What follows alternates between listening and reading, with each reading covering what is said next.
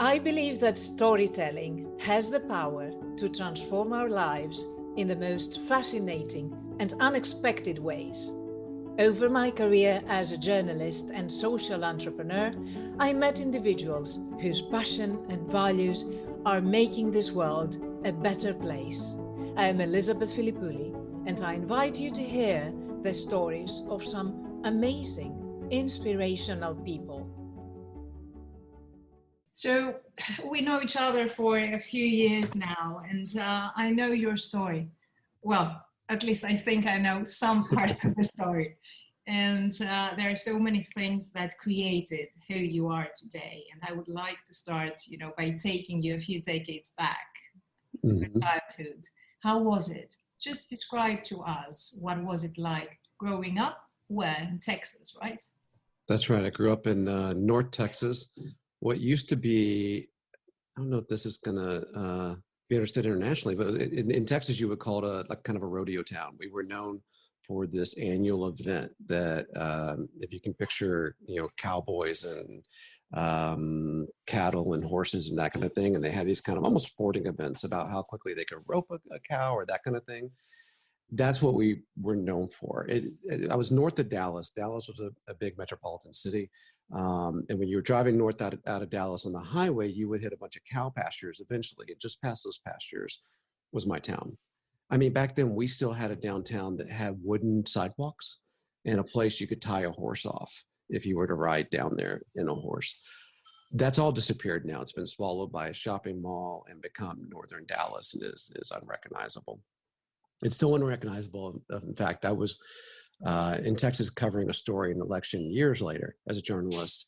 And I was on the phone with my wife driving a car, and I looked up and I saw the sign that said Louisville High School. And this is where I went to high school. And I pulled in the parking lot and I got out of the car and I was looking around and I couldn't recognize anything. And I thought this must be what was Alzheimer's feels like, because I know I'm supposed to know this place, but I couldn't place anything. My high school had been torn down and replaced with another building. The sandwich shop I worked at across the street was demolished and gone, and something else. There was just nothing recognizable about the place. And the fact is that high school is in the center of the town, which means I've been driving through my hometown within minutes of the house I grew up in and didn't even know I was in that town at that moment. So there's a line in this movie, Grosse Pointe Blank, where he goes home after years and years and his home's been sold and turned into a convenience store. And he says, I guess you can never go home again, but you can shop there. And that's true of my hometown. That is completely gone. But when I grew up there, it was a small town. We could kind of roam anywhere that you could get on a bicycle. I had friends. We played in the woods a lot. It was that kind of, I think, a quaint upbringing, but also I realize now very much within a bubble, very little diversity, very little idea of what I didn't know. And, before the internet, you just didn't know what you didn't know. It took me traveling down to Austin at some point in my teen years to realize, that's where the University of Texas is, that there was this whole other world out there and all these political issues and countries. And I was unaware of all of it growing up. But I left there pretty young as well. I had a sense that I wanted to go out and kind of find the world. And so the easiest way to do that, if you're in America, if you're from a family that isn't wealthy, and mine was not, and you're from a small town, kind of the quickest exit door is the military. I joined the Marines at 17. I left for boot camp just after 18, my 18th birthday, and really never went back to that town or that life again. Before we get to that, I would like to hear more about your family's ecosystem. Did you have siblings? And also you mentioned before that something inside you kind of urged you to look for something else, to find your knowledge. My parents, I would describe as strict and stern, loving, but definitely stern. I have a sister who is quite a bit older than me, about 8.5 years older than me. So she was always a little bit more of a maternal figure in my life, but she also left for college when I was pretty young. I had a lot of cousins that lived near me, and they created a big part of my kind of family ecosystem. And I was extremely close to my grandparents, who were my mother's parents, My grandfather was he was an iron worker, a union guy, a World War II vet. Didn't graduate high school, fought, left and fought in the war. And he had these hands that could bend still. Like his fingers were like twice of mine. And I'm a pretty big guy. I'm like over 6 foot, and he towered over me. He was huge. But the thing about him was, he wasn't formally educated, but he would wake up early and go outside and work. Like he built his own house with cinder block and steel. But during the middle of the day, with kind of the hot Texas sun, he'd come in and read an entire book, and then he'd go back out and work again. So every time I went in his house, he'd sit me down and say, "Here, read this." And it'd be some kind of article from National Geographic, or it'd be a chapter in a book or whatever. And then once I was done reading it, we'd go outside and work, and that was what we were going to talk about. And so I learned from him autonomy in your education, that you're responsible for your education and the way you see the world, the way you engage your world, the value of books and reading. And it's something you do every day. It was like an East Coast university elitist thing, that he got his books from the library and from thrift stores. But he read every day. My grandmother did too. And she loved playing games, and she loved kids. She had like 80 grandkids, and I was one of them. We were always around.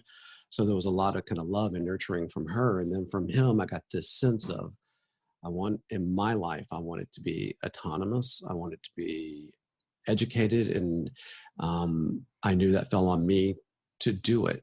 It wasn't just a school or an institution. And that's something that has rewarded me for my whole life, I think. Did they like the idea of you joining the military? They hated it. My dad probably liked it. It turns out I didn't know much about my dad's side. He wasn't really close to his family. His dad left the family when he was really young. And so his mom was left to raise 4 kids in the late 40s, early 50s, which isn't easy being a single mom in America at that time. So he had a very poor, kind of rough childhood. He and my mom were married at 17 years old. She was a junior in high school, and he had just graduated. She went back and finished her degree, and he left and joined the Navy the week after graduation. So he had been a military guy. He had been on a carrier and had been at the embargo down in Cuba during that whole thing. What I learned later in life is I went back and I found our family lineage on his side. And I got interested in DNA, and I wanted to see, I have this exact DNA that comes from my dad, an actual piece of DNA that he got from his dad, that he got from his dad. And so I was curious how far I could follow that single piece of DNA back through my paternal line, following father to father to father's father. And it turns out my grandfather fought in World War II, his dad, which I knew. So both my grandparents were in World War II. And then his dad had been in World War I. I found his draft card. His grandfather had been in the Civil War as part of the Confederacy. And his grandfather or great-grandfather had been in the Revolutionary War. I found this amazing document where he was requesting VA benefits, and it was handwritten, and it described the battle that he was in North Carolina, a place called Drowning Creek, where his brother was killed in that battle. And he described who his commanding officer was, and all this information. It was pretty incredible from the American Revolutionary War. And then I found his father that came to America. He came to the U.S. from England, actually. Suffolk, England is where he left. And then I found the baptismal records, 3 generations going back to the 1400s in Suffolk, England, the Rushings. And so it's pretty interesting. In every major war, my paternal line has been there. And, so I don't know if there's something genetic in that, but I can tell you my parents didn't go to college because I got married so young. And for them, it was constant what they wanted from me. I mean, there was no question that they expected me to go to university. And I was accepted to University of Texas while I was still in high school. But it was part of that, I think, wanting autonomy, maybe. I didn't want my parents to pay for it, and I couldn't pay for it then. And so I thought the military has a lot of ways to pay for these things. I would try that. And of the services in the U.S., there's Air Force, Navy, Army, and the Marine Corps. And by far, the Marines are considered the most difficult. And I always just thought if I joined one of the other ones, I would wonder if I could have made it as a Marine. So I joined the Marines. But when I brought the recruiter home, I was too young. You can't, at 17, you can't join the military without a signature from your parents because you're actually a child. And so I brought the recruiter to my house. This guy's name was Jamal Badani. He was a Marine staff sergeant at the time, and told mom and dad, look, I want to enlist. Here's the recruiter. You guys have to sign the contract. Badani gave his spill about what the Marines could do for me. And my mom called him a liar and told him to get out of the house. And my dad said, why don't you boys take a walk around the block and let me talk to your mother for a minute. I'm not entirely sure what he said, but basically I think the argument was, look, we can sign this now or we can wait, and he's going to do it on his own at 18 anyway. And so we came back and we signed it, but man, she was not happy at all. And the funny story about Badani is I ran into him years later. He actually, when 9/11 happened, there was a huge backlash in the U.S. against Arab Americans. So he started an organization called Patriotic Arab Americans or something like that. And he went around the country in his uniform, talking about how Arab Americans have helped the U.S. for centuries and been a part of it, our country and our history and our story. And he was even selected by Congress as like Immigrant of the Year that year. And but because of that, and because jumping forward in my story, my involvement in Al Jazeera, we ended up kind of crossing paths and both living in DC. So we've met for lunch occasionally. We're still in touch. And he still to this day says that my mom was the toughest parent he ever had to face when in his recruiting career. And he'll never forget sitting at our dining room table and they're telling him he was a liar. But it turned out, I guess. Did he prove her wrong? Interesting. So most recruiters are liars. They make promises that they definitely can't fulfill. In my case, he said, we have this great program. It's called the Marine Enlistment Commissioning Education Program, and your son can totally get it. That he may have overstated my chances of getting it. It actually, the first year I applied, I didn't get it. You had to be a certain rank. It took me 3 years to get that rank. Then you had to take these college entrance tests, and it was very competitive, and only about 60 people in the Marine Corps get it a year. And the Marine Corps, it's 180,000 people in the Marine Corps. 60 of them get chosen for this program, and so I applied. I didn't get it. So had I quit then, he would have been a liar. But I applied again the next year, and I told the board, look, I'm just going to keep applying every year. So you can accept me this year or not. You'll see me again next year. And they accepted me. That second time. So I did end up going, and I went to the University of Texas, just like I always said I would, and I got my degree and I became an officer. So every promise that Jamal Badani, the recruiter, made at the table, they came true, but they came true because I kept trying. I made them come true, and anything could have derailed that at any point. I could have blown a knee. I could have not done well on a college entrance test. I could have got in such trouble that I wasn't successful enough to be picked for it, whatever. But in my case, all his promises came true. And you're 18 and you find yourself in the Marines. How was it for, a boy of that age? I'm sure that you were full of enthusiasm and, passion about the things that you were about to learn, the new life, the things that you could achieve. Mm-hmm. But at the same time, I would think that there are, fluctuations in your emotions, perhaps you were revisiting whether that was the right decision or not. You would remember your mother's voice who was, raising her own concerns. Or was it perhaps something entirely different to what I'm imagining? How was it? The Marines are incredible at creating personal identity. Unlike any of the other military services in the U.S., if you ask someone in the Army, what do you do? They'll say, I'm a cook or an infantryman. If you ask a Marine, what do you do? They'll say, I'm a Marine. Doesn't matter what your job is, you're a Marine first. And if you really look at how they do it, there are a lot of similarities to religion in the way that they use ritual, ceremony, tradition. there are incredible similarities. And so I bought in fully. I became a Marine's Marine, and I believed. And the thing is, when you're surrounded in that bubble, you don't know what you don't know. And everyone kind of agrees with you, and you agree with everyone around you. You have this worldview that's a mile deep and an inch wide. You're really intensely committed to this worldview, but you don't realize how narrow it actually is. I mean, my life is very much bifurcated by my time in the Marines and before, and who I was and what I believed and what I thought I knew, and my time after the Marines. And that's when my real education began. But when I was in the Marines, I thought we were the good guys. And I thought we were always there to do the right thing.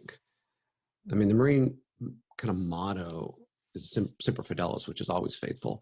But they had this card. It's about the size of a driver's license. And we carried it in my wallet for a decade, 2 decades, really. And it says, do the right thing in the right way for the right reason. And so I really believe that that's what we were there to do. When we jump ahead in my story, looking back on that, I can see how terribly and dangerously naive that is. And I can also understand why it is that we have children fight our wars. You know, of the 180,000 people in the Marine Corps, from the generals who are in their 50s or maybe 60s, all the way down, if you took all of them and you have their average age, it comes out to like 20.4 years old or something like that. It's less than 21. So the great majority of the people that are in this service aren't even old enough to buy a beer in America. I mean, in America, we recognize you're too irresponsible. You're too young to buy a beer. But these are the people that we send to not just fight the wars, but to occupy these other lands. It's an incredible thing when you think about it, and a dangerous thing when you think about it. But when I was in it, I was a true believer. When was your first war assignment? So I joined in 1990. And in the 90s, it was mostly just military exercises around the world. When I got to my first base, they had already sent out who was going to go. And so I stayed back for that one. And then 90 to 95, there weren't really any wars, and I got selected for that officer program. 95 to 99, I'm at the University of Texas. I went to Quantico, and I was commissioned as an officer, so I learned to be an infantry officer at Quantico. And that was in 99 to 2000.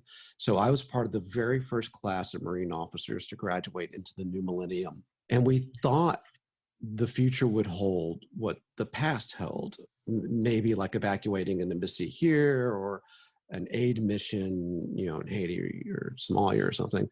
But, shortly thereafter, 9/11 happened. And within, I would say, weeks of 9/11, I was off on kind of my first real mission. At that point, I'd been in 11 years before I went off on this one. It was kind of a small mission to Eastern Africa with what they call a joint agency team. So I wasn't actually with the Marines. I was assigned out for that one.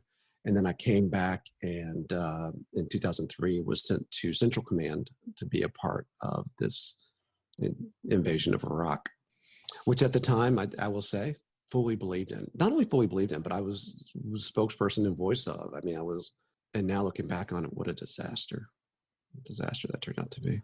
Before we get there, those 11 years between 1990 and 2001, were there some specific, people? Was there a mentor? If that idea exists in the army, in the military, I don't know, but I'm sure that there must have been some figures who influenced your thinking, perhaps negatively, perhaps positively, but I would like to understand a bit, and I would like our viewers to understand who were the people or the theories or, the mindsets that influenced Josh over those 11 years. It's an interesting thing. Who I was then is not someone I'm particularly proud of now. I was I would describe kind of a violent guy.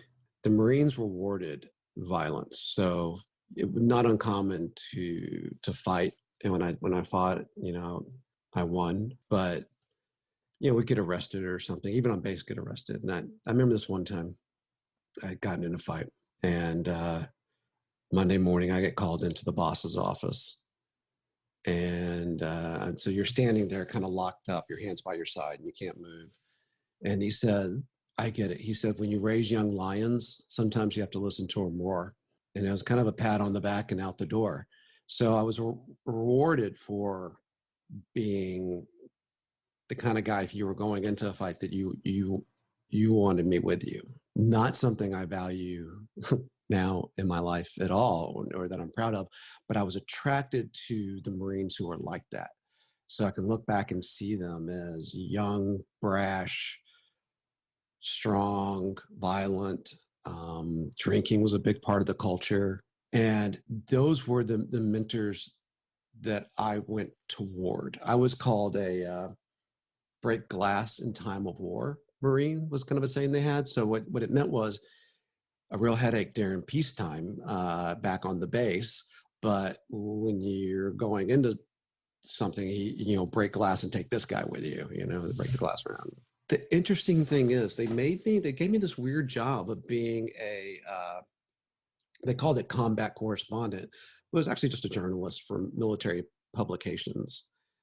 And the thing is, I was terrible at writing in high school. My strength was math and science, but writing I was awful at. And I told them that, and I'm like, well, that's what you're going to be. And so I was just terrible at my job. So here I am, I'm getting in trouble all the time for fighting, and I'm attracted to those kind of Marines. I'm terrible at my job, and getting in increasing more trouble about not being good at a job that I told them I didn't want to do. And we had a Marine come in, a kind of senior enlisted guy, and he was the weirdest dude. I had nothing in common with this guy. He wasn't athletic. He was old, and by old in our standards, oh gosh, he was probably early 30s.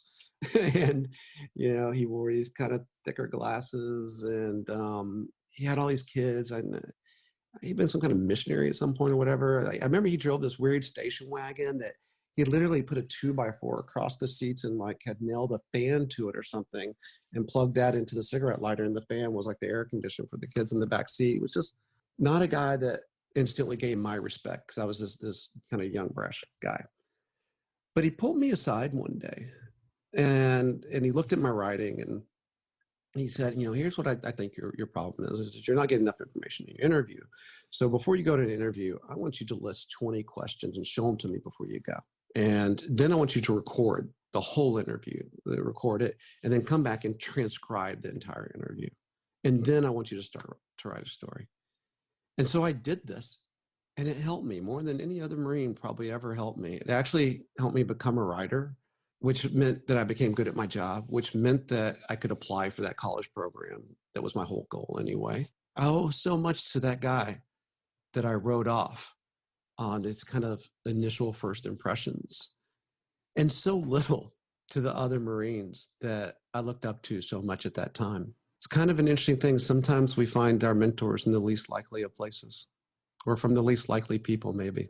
Could also speak to what a poor judge of character I was at that age as well, and looking for the wrong qualities or being attracted to the wrong qualities. I remember one of my mentors, he passed away 6 years ago. He was 83 when we lost him. He was perhaps the most important collector of Greek art in Greece.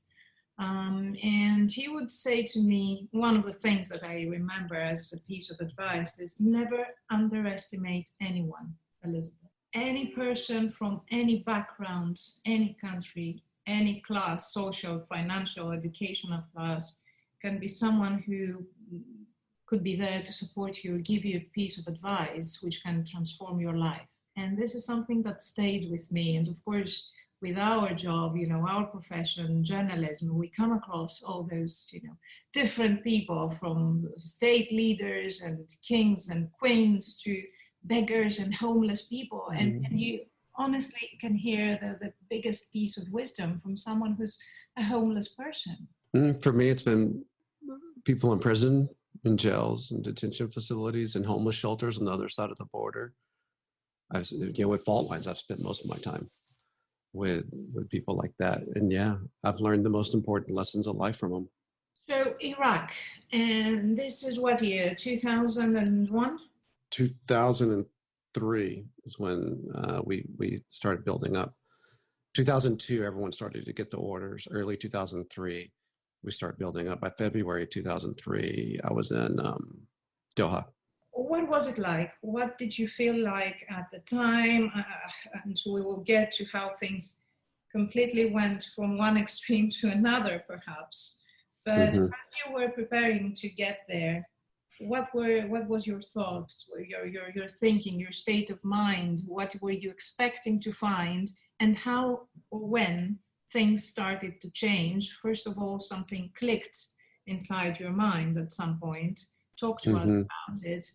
That shift, when it began, how was it? The emotions within Josh, within your heart, within your mind. I'm sure that there must have been a war going on inside. So when I went to Iraq, I believed that we were going to be these great liberators. It's terribly naive, but I believed that. And when I showed up, I was in Doha. I was hundreds of miles from Iraq. All the media started coming in, and I was chosen to be a spokesperson on air. And as soon as I got to this base, I wanted to learn Arabic. I had a book with me and I was working on it. And I thought, okay, I'll find someone who speaks Arabic and start working on it. And no one spoke Arabic on this whole base. No one. There were, it was all Western military. And then the people who were working on the base were what they called third country nationals, mostly from Nepal, Bangladesh, these places. So we set up this media center, and all the media in the world started to come. Every magazine, every TV station, or every news radio channel from countries all over the world started to come. Hundreds of reporters, and Al Jazeera was one of the organizations that showed up, and we gave them one of the best offices because we were in Doha, we were in their country. And so when Al Jazeera showed up, it was my first chance to interact with someone who actually spoke Arabic.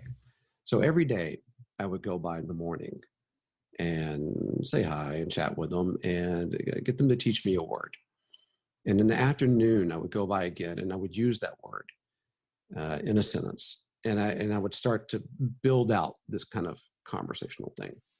Well, there's one point that happens where there are far more reporters than there are media guys to deal with them.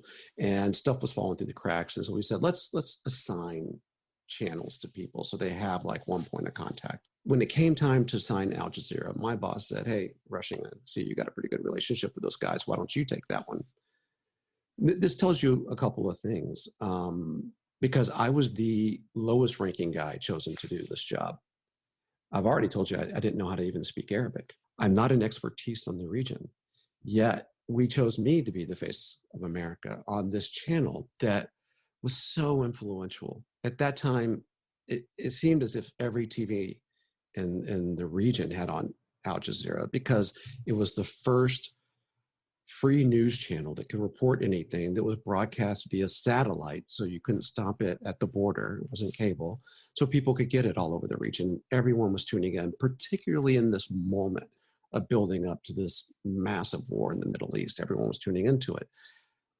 So if we really were there to be these kind of great liberators and to change the Middle East, you would think that Al Jazeera would be a real point of focus of our efforts. But instead, it was the junior guy who didn't speak the language who ends up being chosen.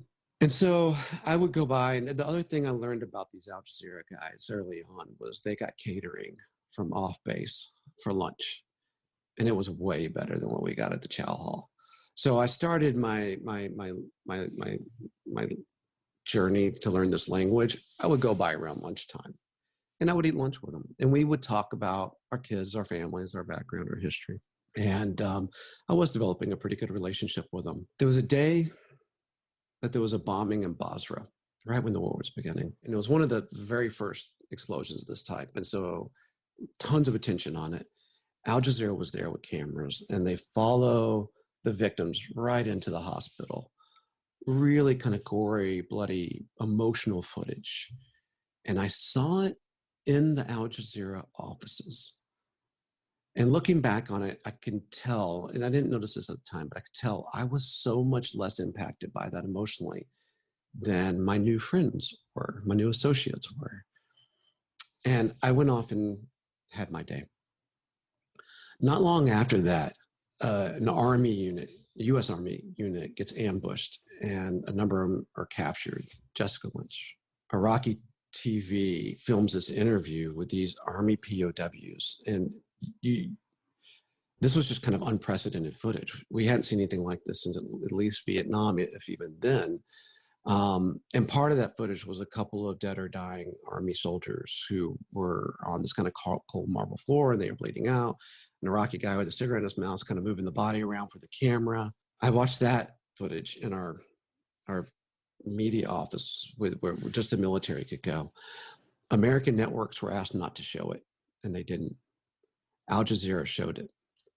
And so as I watched it, all of my colleagues turned toward me because I've been arguing for Al Jazeera to have better access and how we should engage with them. And I was seen as kind of the Al Jazeera guy in the office at this point, and everyone turned that sick feeling that they had in their stomach kind of toward me. Like, these are the guys you're arguing for. Look what they're showing, right? It was a lonely walk back that night. I laid in the tent looking up. I couldn't sleep. But it wasn't my colleagues' reaction to me or to Al Jazeera that bothered me. What kept kind of flashing in my mind was the footage I saw in the Al Jazeera office of the Iraqis in the emergency room and all the blood. The footage I saw in the military office of the American soldiers and the blood. And why was my reaction different to one than the other? If we're here to liberate them, why didn't their blood bother me as bad as our blood? And why did I even see it as theirs and ours? And I just kept kind of going over this. And so it was this moment of something happening in me. And at that time, there happened to be some media there who ended up making a documentary later on, but they interviewed me the next day about that. And I was honest with them. And I told them pretty much the same story that I shared with you. And that goes on to be in this film that I don't know about, and I find out about much, much later. But this is kind of some kind of awakening happening in me. What I know now, looking back on it, is there's something that's universal in all humans, from anyone in Africa to Papua New Guinea to Australia to Western Europe to America. It's called our limits of empathy, or circles of empathy. And what it is that we are most empathetic to those that we perceive as being most like us, and increasingly less empathetic to people we see as being more different than us. So the more different you are, the less natural empathy one will feel for you. What was happening in that media office with all these military media liaisons, which I was one of, and all these other reporters, is I was the only one of those liaisons actually spending a significant amount of time with people who looked and sounded like the people in Iraq. And what was happening is internally, I was realizing we have far more in common than we had in difference. And so there was a switch flipping in me that maybe wasn't flipping in some of my military colleagues because of that said, hey, if you have far more in common than in difference with these people, you probably do with those people on the screen as well. And their blood should bother you as much as the blood of these soldiers over here. It ends up being a major lesson in my life that the more exposure we can have to people that we initially see as being different from us, then the more natural empathy we will have for them. Because at the end of the day, we really all do have far more in common than we have in difference. Now, years and years later, I've been this journalist for 15 years. I've traveled the world. I've reported in over 60 countries. I've interviewed heads of state. People ask me, what have you learned? And I can boil down the most important thing I've learned. And I've learned it from the people in the homeless shelter and on death row in the prisons. I've learned it from mothers who I've been with at the funeral of their children. I've learned it from so many people, is that all lives have equal value. It's a really simple thing.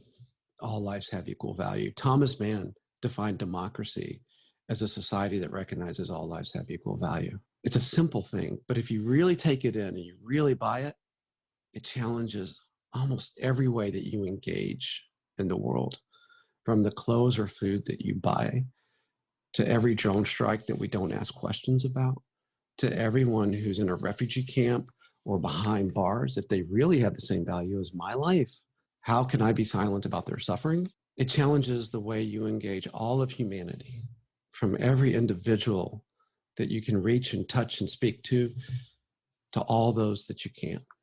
It challenges the way you see everyone if you buy that one simple thing, that every life has equal value. And that lesson that I've learned in all my reporting, that's been reinforced by all my reporting, I think goes right back to that moment where something switched inside of me and said, shouldn't their suffering bother me as much as our suffering? And why do I call it their suffering and our suffering? Isn't it? What's the difference? The weird thing in my life that's like lightning striking, it's just bizarre, is that these two young people were there filming with their cameras this thing that ends up becoming a documentary to catch me in that moment. Everyone has moments where their life changes. Everyone has epiphanies and switches that go off. Mine just happened to be captured in this moment on camera that went on to change the rest of my life. Did you speak to anyone? Did you have anyone to consult when the click was there and you knew that you wanted something different? But that was at the same time, it would be seen for sure as betrayal towards your comrades, perhaps towards your country, the values that you were brought up in, the Marines' values. Did you speak to anyone, or was it just yourself? Did you speak to your parents, to your father? Did you think that he would see it as, I don't know, this is not my son? My sole confidant in that particular journey was my wife, Paige, calling her from there, writing letters to her from there, but no one else really.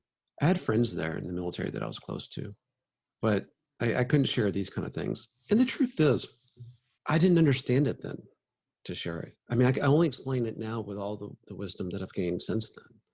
At that moment, I don't think I could have put my finger on it in any way. And had it not been captured, and had it not come out in that documentary film, I wonder if I would be able to trace it right back to that moment. I was forever changed, but I might not have realized, oh, it was then, but looking back on it, I can clearly see that was it. That was the moment. I had this other objection to what was happening there as well. The thing with being in the military is you don't get to pick your wars. The military didn't pick to invade Iraq. And as a military spokesperson, at least at that time, maybe this has been lost since then, but it's actually written into code that you're not allowed to propagandize. Military spokesperson is literally just there to keep the military open to the media, because in the US, the public owns the military. They pay for it and they have every right to know everything that isn't classified. And so you have to have people in place to make sure that happens. But for that war, we were used in a different way. We were used in a really intentional way to sell the war. And so, for example, if you were to ask a military spokesperson, why are you going to invade Iraq before the invasion happens? The only answer they can give you is, we will invade if the president and the commander-in-chief orders us to, and we will not if he doesn't. Why he would make that order, why he would choose that, is up for him to explain. And then there's a sense of accountability, because you can vote him out of office. He has the electorate to answer to. But instead, I was being given the lines to say to the media that were intentionally meant to sell the war, about WMD, about Saddam. And those lines were coming directly from the White House Office of Global Communications, which fell pretty much under Cheney at that time. And Cheney took one of his trusted guys and gave him this kind of made up rank of a 2-star general and put him in charge of our whole operation. And he was just a Republican operative. But he would get the message of the day from that office and give it to us to go out to give to the media. And the reason they did that was the Bush administration had extremely low approval ratings at that time, and they knew that they couldn't sell this war. And so they looked at who had high approval ratings, and it turned out Colin Powell did, the US military did. Congress was really low, all the White House officials were really low. So they came up with kind of a high road strategy and a low road strategy. And the high road was to have Powell present it to the UN and make the big argument in February of 2003.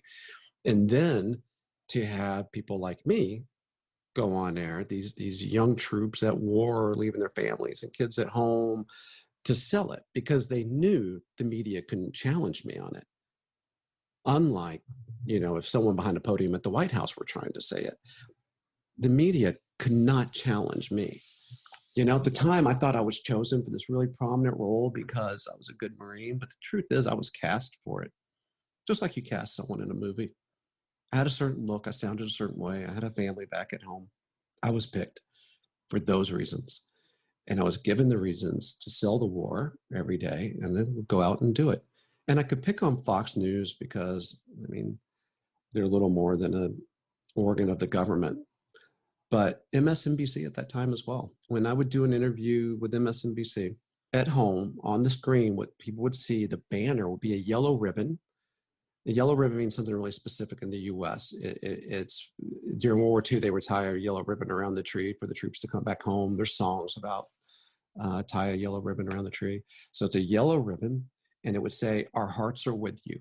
So they're saying our hearts were with me, the military guy that was being interviewed.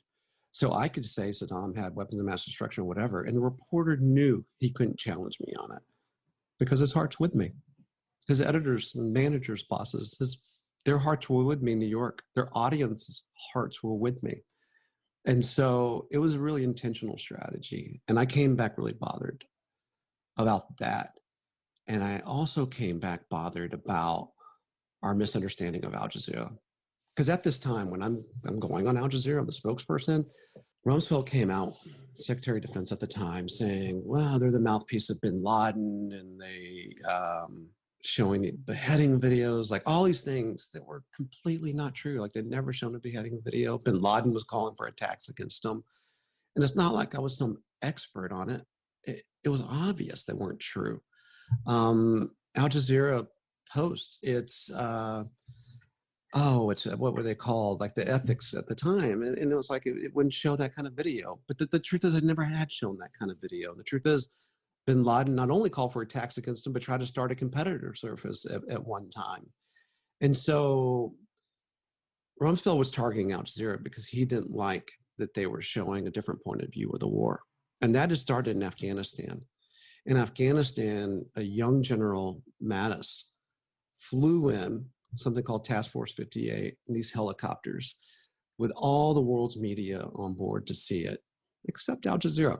Al Jazeera already had a bureau in Kabul, and they were the only channel at the time, large channel at the time, that had a bureau in Kabul. So while all the American media saw the missiles taking off and heading toward Afghanistan, which had harbored Al-Qaeda, Al Jazeera was actually able to show where they landed. And war looks really different depending on which side of the barrel you're on. And the Pentagon did not appreciate that. Before Afghanistan, Al Jazeera Arabic started in 1996. 1998, the White House said they were a beacon of light in the Middle East. They were very supportive of the idea of free press in the Middle East until they started showing where our bombs were landing. And the US promptly bombed that bureau in Kabul and destroyed it. And so when the same thing started happening with the invasion of Iraq, that you had this different point of view coming on Al Jazeera, Rumsfeld started challenging it, but he did so in a way that was not truthful. And I saw that as being extremely dangerous because so many people in the region were watching Al Jazeera. And it was so easy to know, if you knew anything about Al Jazeera, it was so easy to know what Rumsfeld was saying was not true. And so as soon as he did that, and everyone knew he was lying, well, if he's lying about that, what else is he lying about? It killed the credibility. It killed the credibility of the United States with the Al Jazeera audience. It's one of many things it did, but it was definitely one of the things. And so I came back kind of frustrated with that. To me, it felt like if the war had anything to do about trying to change the Middle East, then the battle of ideas that was happening on Al Jazeera Arabic at the time might be more important than any battle that was happening on the ground in Iraq at the time. It might have a far greater impact. And here the US was just making a strategic, foolish error based on misinformation. But when I came back from the war with these frustrations about having sold this thing, growing doubts about the cause and meaning of the war with WMD, and then just watching my government lie about something that I witnessed, I was really disappointed. I was really disheartened. But I didn't have any kind of platform. I was just a junior officer at the time. And I found myself in this bizarre world. I was representing the Marines in Hollywood. So I was sitting on the sets of TV shows, playing fake war, having just come from what felt like fake war at this media center. It was a really surreal time in my life. And I got back around midsummer of 2003. First Monday of 2004, February, first Monday in February 2004, I get a phone call at my office that said, "Hey, Captain Rushing, you don't know me, but I just saw your movie at Sundance and wanted to say thank you." And I had no idea what they were talking about. And I thought, well, I'm in this office representing us in Hollywood. Maybe there's some movie we sponsored or something. And they just put my name in the credits. So I Googled my name in Sundance, and up comes this movie, Control Room. And I'm like, yeah, that's not me. I've never heard of it. And then I see all these stories like New York Times, LA Times, Wall Street Journal, Marine sympathetic to Al Jazeera in this film. And I thought, oh no, that could be me. And I got a call from the Pentagon, same day, that said, what the hell, Rushing? Why are you in a movie about Al Jazeera? And I told them, I don't know. And they said, we are getting requests from all the media to talk to you, and we're saying no comment. And I said, well, let me figure out what this movie is. I really don't know. And so I called the company that bought the movie, which is Magnolia Films in New York. This awkward kind of like, "Hi, my name's Josh. I think I might be in a film that you guys bought." And they're like, "Oh my gosh, you're Captain Rushing." And so it turned out, if you go back to when I was at Central Command in Doha, there was a point where a professor from the American University at Cairo wanted to interview me about Al Jazeera for this kind of academic journal that he was keeping. His name's Abdullah Schleifer. He's a legend in Middle East media, and a really great guy that I love. Normally we would say no to that kind of request, but he had been the former bureau chief of NBC. My boss was actually married to an NBC reporter, so he felt like Abdullah was kind of in the family in some way, and said, okay, let him talk to Rushing. And he goes, "Can I bring along a student who's doing a grad project about Al Jazeera to film it?" And I said, "Yeah, sure." So the student comes along with his girlfriend at the time, and they film this interview with Abdullah. And they say, "Can we stick around a few more days and get some B-roll of Al Jazeera?" I said, "Sure." And they filmed me a little in that time. And then they came back and said, "Hey, we're following this reporter, Hassan Ibrahim, with Al Jazeera, and we think he's interesting, you're interesting. Well, you guys have a conversation. We just want to see kind of melding of the minds." So he came out, first time I met him. We had this conversation. They recorded. And the conversation was like a lot of these go that are off the record. The first third is why we're there. I'm giving the government line. The second third is his anger about it. The third is me trying to find some kind of common ground. He leaves. I don't think much about this. I don't think much about them, because during this time I give 1,000 interviews to reporters all over the world. So it didn't occur to me that that's what this film would have been, was from those students. But it turns out that the girlfriend had actually made a documentary before, a really good one called Startup.com. She Harvard trained documentarian, and this became her second documentary film. And it was Control Room, and it was about Al Jazeera's coverage of the world, this war, this different perspective they had. And I was one of the characters in the film, but in my character, they showed this kind of arc of change. They used the first third of that conversation in me giving the government line in Act 1. Act 2 is me getting it back from Hassan, who's saying. Act 3 is me finding common ground, which comes out as if I've had this arc of change over time, because also in the documentary is cut in the war happening over several months. And so you think this debate with Hassan and I, it comes out as if that happened over that same time, but it really didn't. I just met him this one time. Although I will say, using their artistic license, they got closer to the truth than they would have had it come out as just that one conversation. I really did have that epiphany over time. And that conversation really did encapsulate it. I haven't watched that film many times in my life. It's hard for me to watch, but I did happen to see it in the last year or two. And it's amazing because now I look back and I see me as so naive. And I see everything Hassan's saying is going right past me. I'm not really hearing it. I'm not really engaging with it. It's like I'm just listening for a chance to respond or a segue to get to my point. But I'm not really understanding his point at any time. And I don't think you realize that. I don't think most people realize that watching it, but I can see it in me.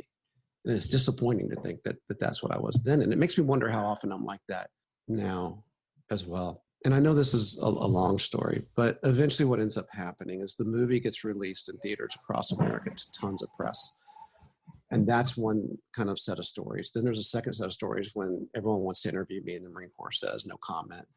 Lands on the front page of the LA Times, says Marine lands in film and collides with superiors. All of a sudden, I have a platform. And as I mentioned before, when I came back from the war, I had something to say. I had something to say about how the war was being sold, and I had something to say about Al Jazeera. Now, at this point, I've been in the Marines 14 years. I'm guaranteed, I'm commissioned for life. There are two different types of commissions. Some are the kind that go for like 4 years, and then there's a small group of people that are commissioned for life. So I'm guaranteed retirement at 20 years. All I have to do is stay in another 6 years, and for the rest of my life, I'll have some portion of my pay. I'll have health care for me and my family. I'll have all these incredible benefits. But if you get out at 14 years, you leave with nothing. There's no 401k, there's no retirement, there's no medical, nothing. The day you leave, you sever ties. And so I had conversations with my wife, Paige, and I felt like if civic responsibility has anything to do with why I actually joined the Marine Corps, then I feel like I can do much more civic good out where I can actually talk about these things honestly than staying in and being quiet. But it will benefit us more if I stay in and keep my mouth shut. And that just didn't sit right with us. And so we decided to get out. And I was so unprepared. I resigned out of the Marine Corps. I had no health insurance. I did not have a resume. I got a call from Ted Koppel and Nightline that they wanted to have me on the show. I hung up, I looked at my closet, and it was a realization that I couldn't wear my uniform on the show. And I didn't own a civilian suit. That was one of the first realizations of how ill-prepared I actually was for this. But it's what I did. I think it was the right thing for the right reason. It was months later that I got the call to help start Al Jazeera English. It was in December of 2004. But between the time I got out and December, I was traveling the country speaking about the war. I don't think any soldiers, prominent soldiers, had come out against it at that point. So there was a lot of press around me. I was doing a lot of media, particularly on Fox News of all places, because I felt like they needed to hear it the most. It was kind of a terrifying situation to be in, but I would keep repeating the mantra to myself: it's better to be honest than clever. So anytime I would go on a show like on Bill O'Reilly or Hannity, I would just tell myself, I know what I saw, and it's better to be honest and clever. I don't have to win any debate here. I just have to tell the truth. And I just did that over and over again. And at the time, you received a lot of death threats, didn't you? So it was not an easy time. It was not a transition to stardom through becoming, an Al Jazeera face. The death threats came after I helped start Al Jazeera English. In the very beginning with Al Jazeera English, I was called the new face of Al Jazeera. I was on the cover of magazines in the US. I wore a keffiyeh. It was everywhere. It was across all the media. And Fox News, again, I felt like they needed to hear it the most. So this is who I was going to go on. When I would go on, they would promote me coming on by showing me in uniform with a word traitor and question mark underneath my name. And if you Google my name to this day, one of the first Google images that pops up is that. But if you keep scrolling down those images, you'll see an image where I'm on the Today Show, which is the biggest morning show in America. And they strap me as Josh Rushing, anti-American, question mark. And so, yeah, the death threats were coming in.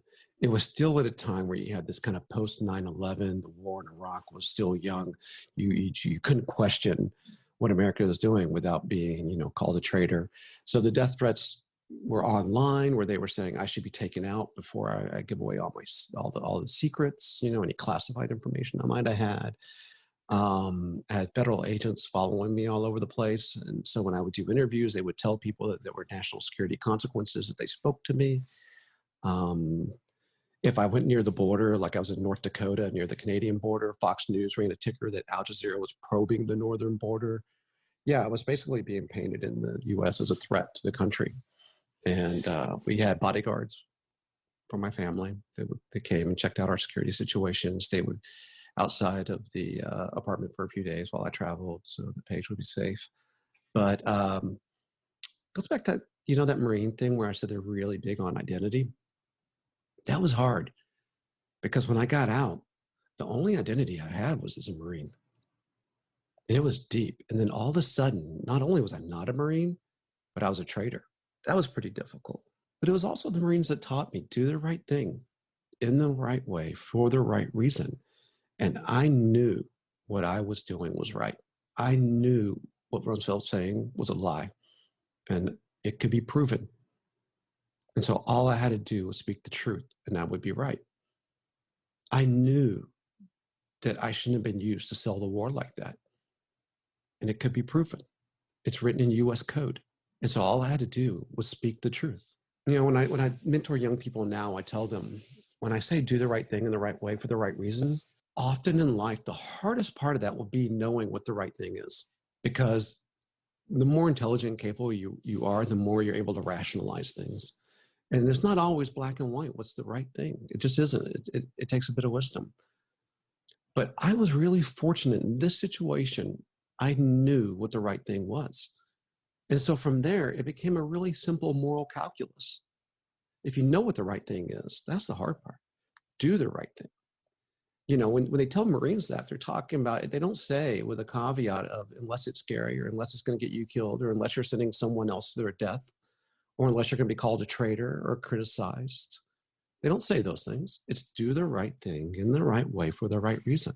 And I knew that I was. And so it took me a while to shake that identity of being a Marine to being, something else. It was also from that identity that I got that mantra that helped me out so much to get through that time. We talk about civic responsibility. We talk about accountability. And I wonder if the idea of accountability is a value that is set in stone, or if it's like a piece of clothes that people would, change it according to their own measures, according to their own ideas or interests. What is accountability after all? What is civic responsibility after all? I think that works on multiple levels. As we become more evolved people, accountability can mean different things. I think the most important accountability is accountability to oneself, to your own integrity, to your own autonomy. Are you living an intentional life? Are you making your choices in life? And are you accountable for those choices? When you fail, are you accountable to yourself? Do you hold yourself accountable? For me, that's the kind of accountability that I aim toward. Beyond that, we have an accountability to others. This is very, very important. This cuts to the meaning of life. It's across cultures and countries. I don't think you can truly be accountable to others if you're not accountable to yourself. That's why I list that one first. But then accountability to others. What do we owe others? And it starts and rings around you from your immediate family. How am I accountable to my spouse, to my children, to your greater family, to your friends, to your occupation, to your neighbors, to your community, and then to people of the world? How am I accountable for every drone strike that happens and no one asks questions about?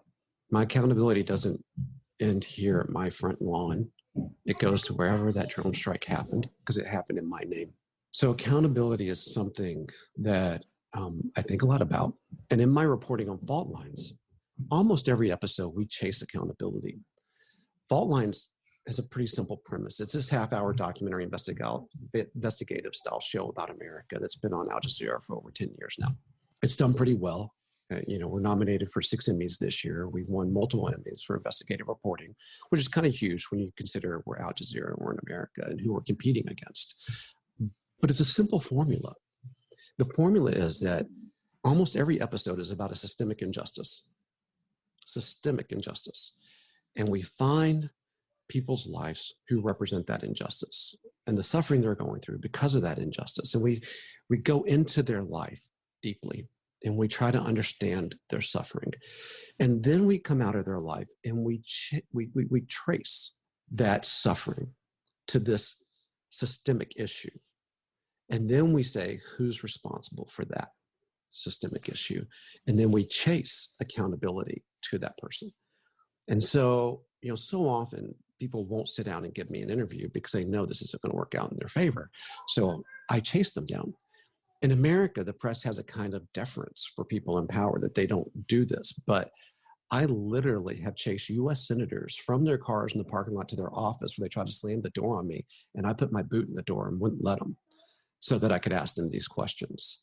I've chased governors out of greeting lines. I've chased Ted Cruz into the men's restroom in Congress because he thought that he could get away from me there. And I waited outside the restroom door until he came back out.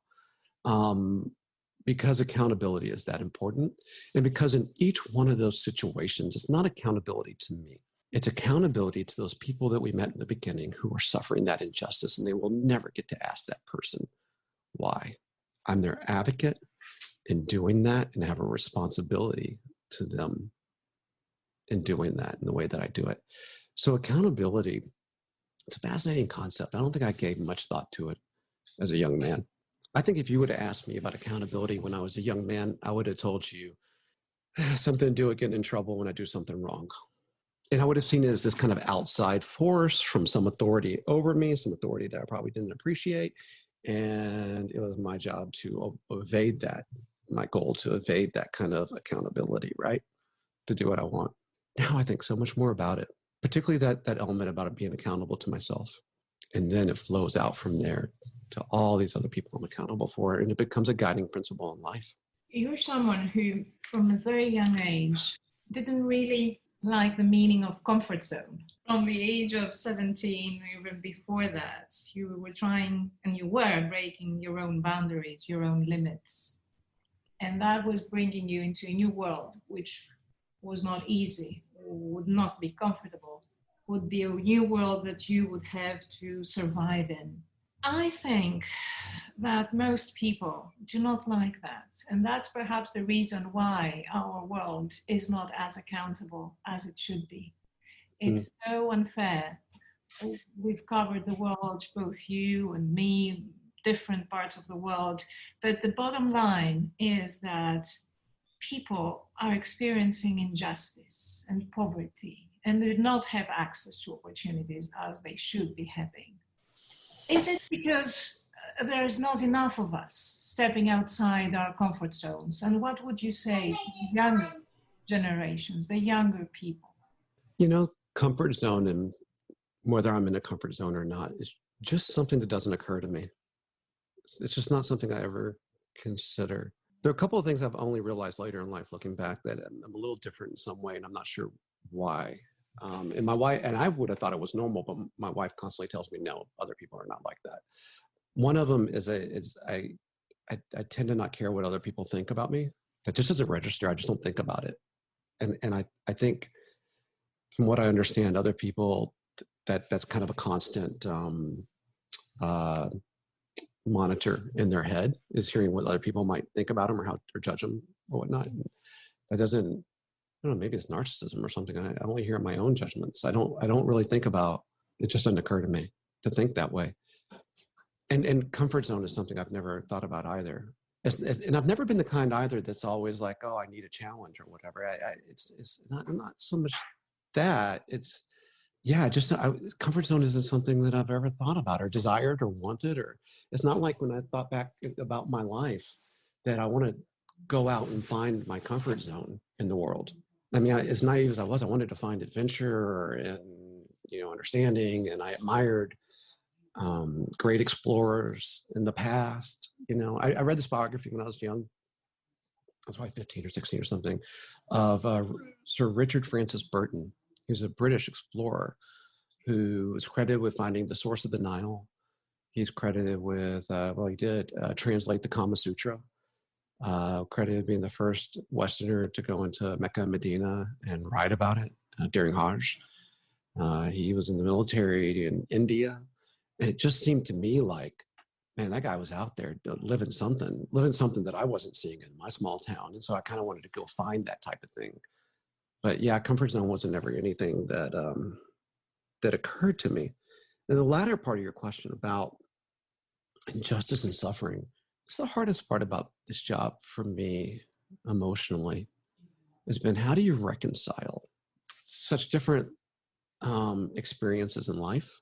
How do I leave the refugee camp with its dirt still on my boots and get on the plane with a glass of champagne? You know, how do I live here in my leafy suburb of Washington, D.C. with my family? And in my fridge, there are berries that are rotting.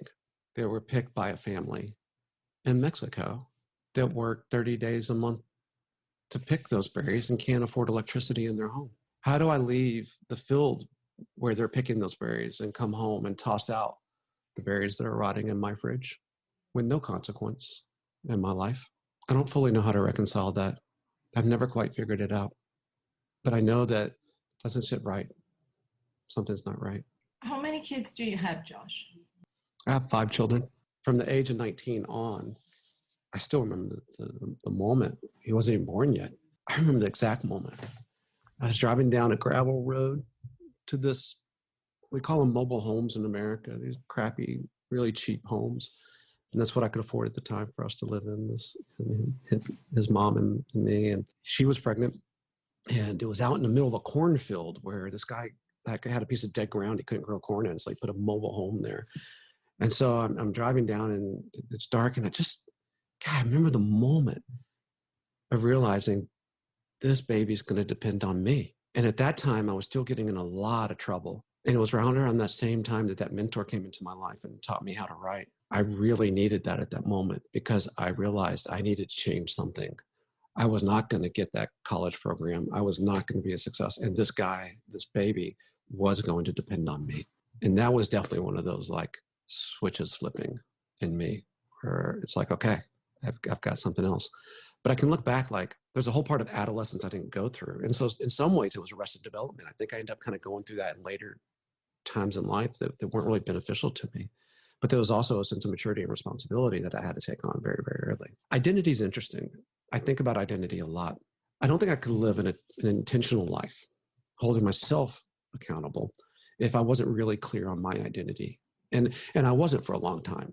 I was just like me floating through this universe. But now I'm really clear about it. I am number one, me, this autonomous individual that I'm accountable to and responsible for. And then I'm a husband that has his own set of accountability. And then I'm a father. And then I'm a journalist.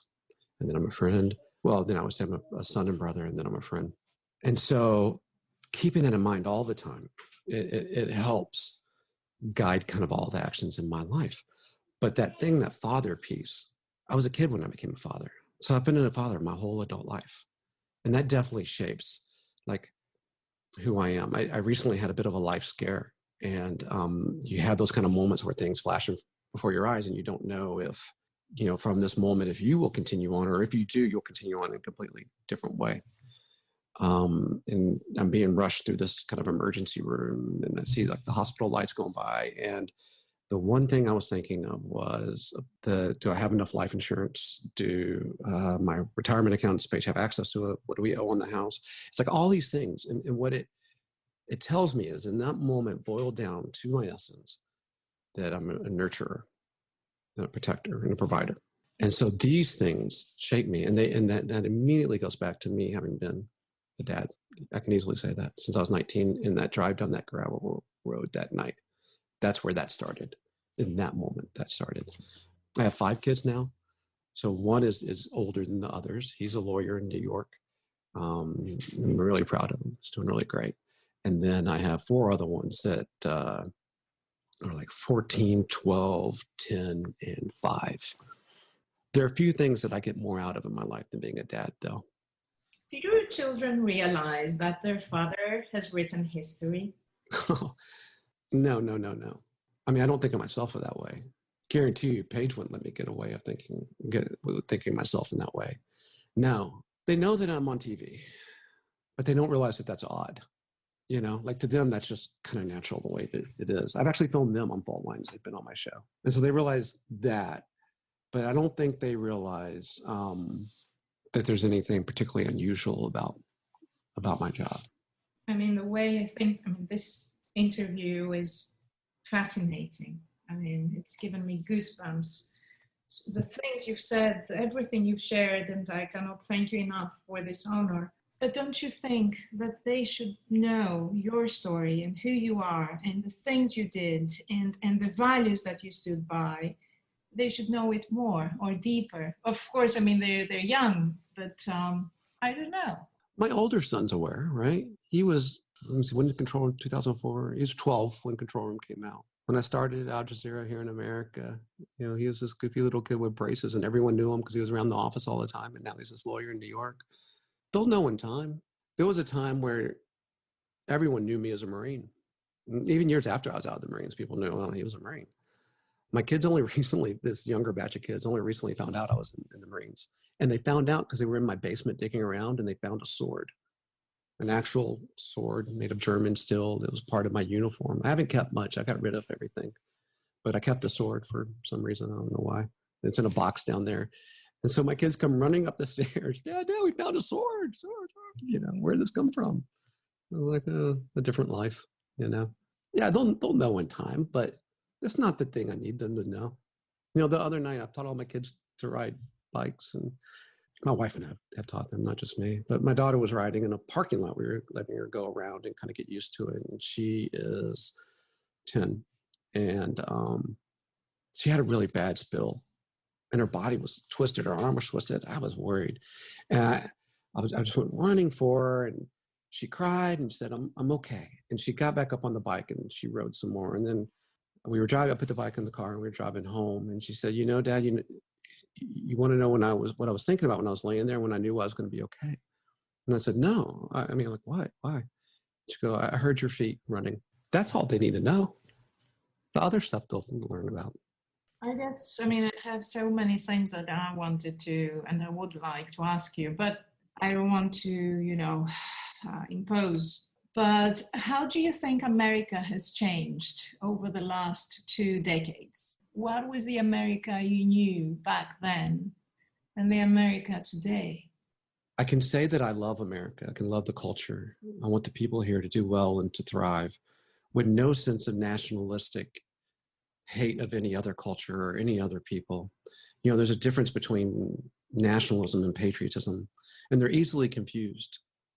Nationalism is the belief that the world should be broken up into nations, that this is the organizing force that the world should have, and that one's devotion, the emotional attachment to one's nation, includes a kind of hate toward other nations and toward minorities within your own nation that don't belong to the majority religion, ethnicity, or sect.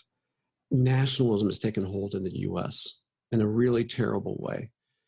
You know, Trump said it in 2016 at a rally in Houston to a cheering throng of thousands. You're not supposed to use this word nationalist. Well, I'm a nationalist. We should be nationalist again. Nationalism is what led to Nazis in Germany. Nationalism is different than patriotism. Patriotism is the love for one's home without that hate part. And to confuse the two is to confuse fear and courage. There's a lot of good happening in the US, though, bubbling up from above. We give so much attention to the very top of the tree. But real change is happening at city councils across America. Real change is happening at state levels across America. Things like mass incarceration is being reconsidered. Decriminalizing nature, decriminalizing marijuana, so we're not locking up mostly African Americans for a drug that's used mostly by white people. These kind of changes are happening. at a more rapid rate than maybe any time in my life. There is a progressive sweep across America, but we don't see it as much. But there's also this kind of pessimistic view we have that things are worse and getting worse. And it's easy to have that as a journalist for sure, because all we do is cover negative things. But if you step back and you actually look at the world and the significant ways that you measure it, there's been amazing progress in the last century. Poverty has been cut down by far. People's access to clean water has been cut down by far. People's access to education has risen greatly. People's hunger has been cut down by far. Death by violence has been cut down by far. And all of these are measurable things. You can take them 100 years ago and you can take them now, and you can see massive gains, really greater gains than at any point in history. There's a terrific book by a Swedish epidemiologist called Factfulness that makes this argument that we as humans, because of our fearful protective nature, are inclined to be drawn toward negative bias of the way we see the world. It's a way that if we see the threats, maybe we can do something about them. So it's kind of built into us. And then the way our media works is we constantly highlight the negative in the world. So it feeds into that negative bias for sure. But if we really sit down with the numbers and we say, how many people are making more than $2 a day 100 years ago and now, and adjusting, for inflation, the number is like 10 times greater now. How many people were dying of hunger 100 years ago? How many people died of violence last century and now? And things actually are progressing. I think we need to maybe do a better job of telling that story as journalists. Look at this progress. What can we attribute that progress to?